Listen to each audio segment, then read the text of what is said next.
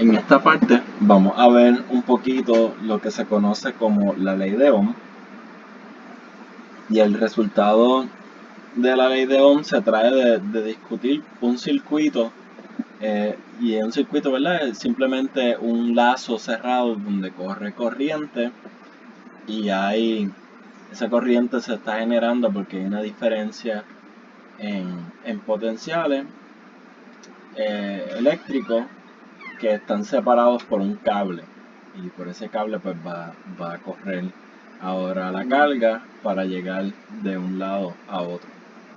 Vamos a mover el campo magnético, está restringido a moverse así en ese cable.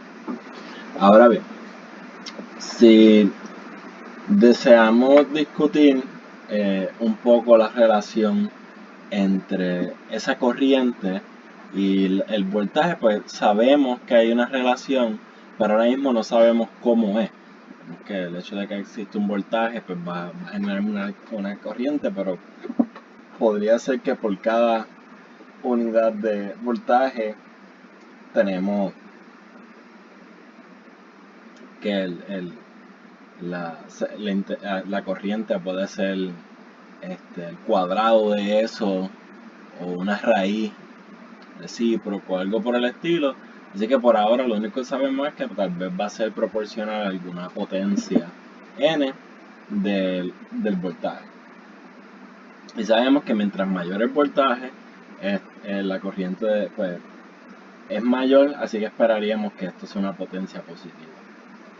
Bien, ahora, fue el científico conocido como George Simon Ohm que concluye que para ciertos materiales, específicamente los conductores, que ya habíamos hablado un poquito de qué son los conductores, cuando se encuentran en temperaturas ambientales, la corriente se comporta de manera proporcional al voltaje a la potencia 1, así que es una relación lineal.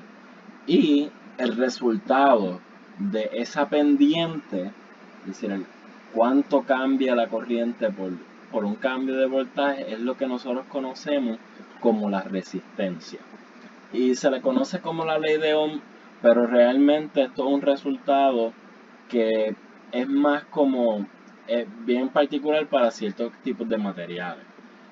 A veces si tenemos a temperaturas altas, la resistencia se puede comportar de maneras distintas, o también si estamos trabajando con materiales como semiconductores o cosas por el estilo, pues entonces ahora las relaciones para la resistencia son un poco diferentes.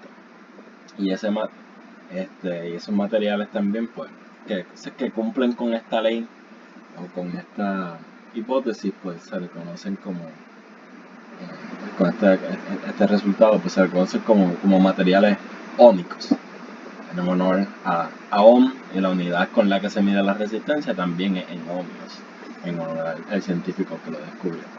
Ahora, la resistencia es algo parecido a una oposición a la corriente, así que si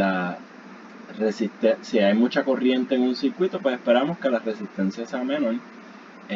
Y ¿verdad? Si la corriente es muy pequeña en el circuito y el voltaje que estamos poniendo es grande, pues esperamos entonces que haya una resistencia bien grande que esté contrarrestando ese flujo que tal vez quisiera generar el voltaje o la fuente eléctrica, que puede ser una batería o cualquier cosa así por el estilo. Ahora,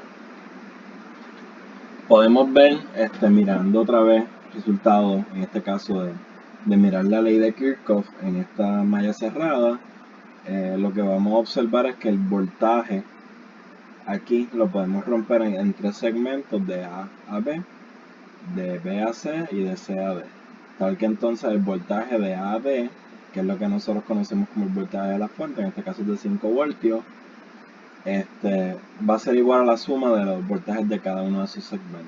De A a B el voltaje no cambia, y de C a D el voltaje, la potencia no está cambiando, así que esos voltajes deberían ser cero.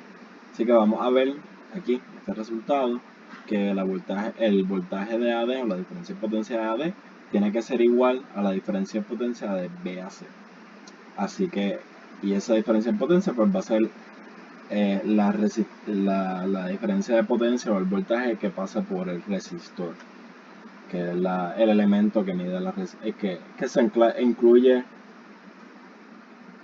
en el circuito para simbolizar que hay una resistencia. Entonces, pues podemos usar aquí el resultado de que el voltaje es igual a la corriente por la resistencia, resolviendo la ley de Ohm para el voltaje.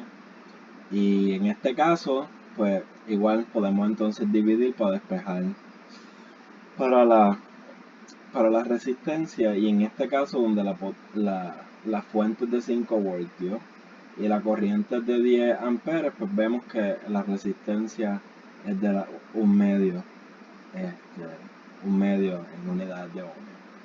Y esto pues debería ser obvio porque si vemos la corriente es el doble del voltaje en términos de sus unidades, es 2 veces lo que sería 5, 10. Y eso se debe, ¿verdad?, a que la resistencia en este denominador, así que un medio, pues no va a generar que sea el doble. Digamos que si las resistencias son de manera de fracciones, pues podrían como de alguna manera pues generar que la corriente sea mayor necesariamente, pero sí podemos ver que las unidades van a ser mayores a que tal vez si la resistencia es mayor que 1. Y obviamente pues mientras más pequeña sea esa resistencia, pues vamos a empezar a observar cosas como que pues la corriente podría ser muy muy grande, y eso no es otra cosa que decir que, ¿verdad?, que el flujo de corriente pues es muy, muy grande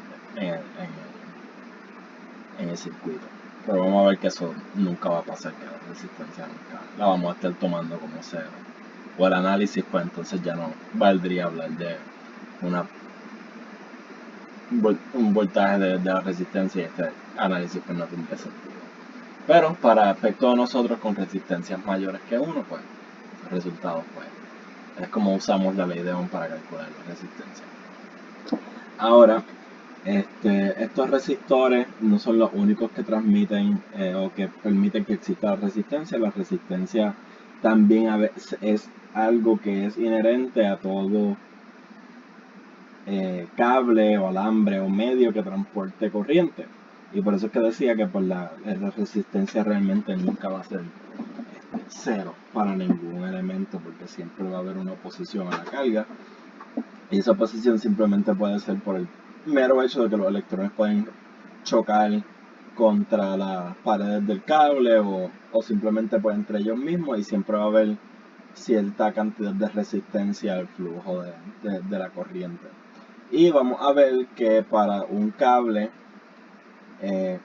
¿verdad?, que tenga densidad uniforme, toda esta cosa, pues podemos definir algo de esta cantidad que se llama resistividad.